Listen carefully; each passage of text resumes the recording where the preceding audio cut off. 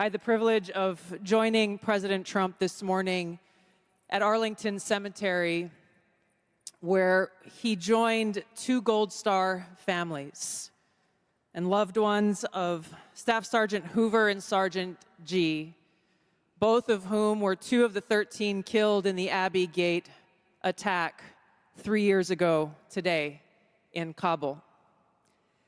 And I can tell you, as we were there, as he laid a wreath at the tomb of the unknown soldier, joining these Marines' loved ones, I felt the sorrow that he shared with them in their loss.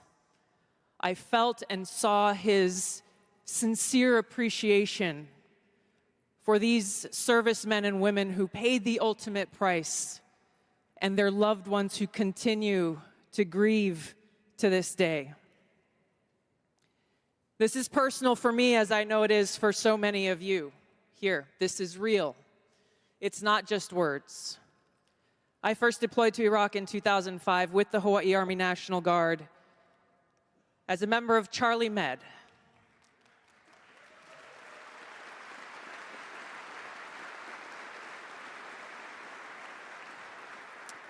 As those of you who were deployed during that time know, it was the height of the war, and sadly, we took many casualties.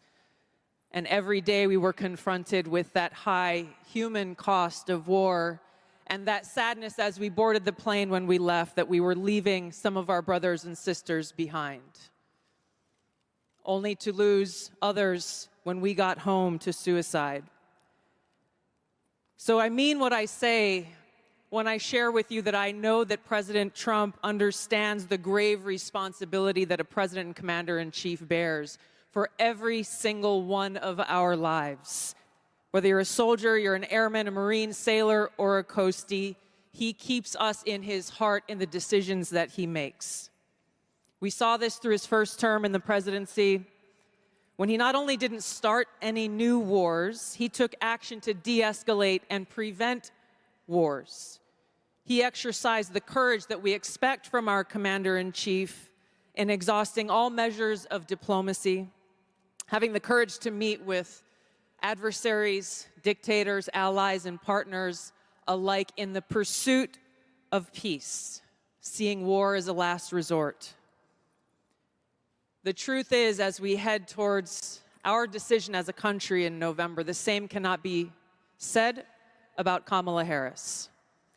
In fact, the opposite is true, and we're living through this reality today as this administration has us facing multiple wars on multiple fronts and regions around the world, and closer to the brink of nuclear war than we ever have been before.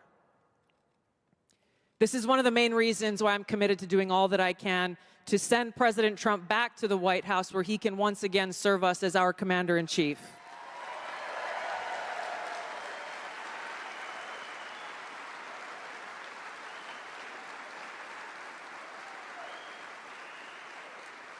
Because I am confident that his first task will be to do the work to walk us back from the brink of war.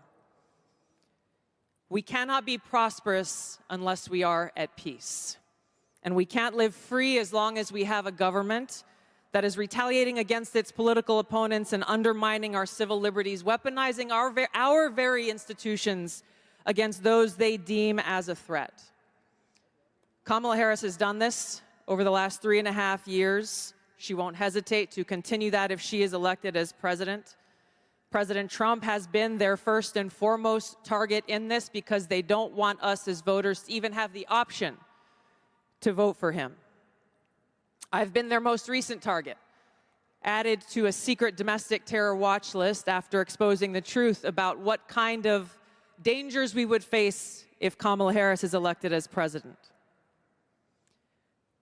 We as Americans must stand together to reject this anti-freedom culture of political retaliation and abuse of power. We can't allow our country to be destroyed by politicians who will put their own power ahead of the interests of the American people, our freedom, and our future.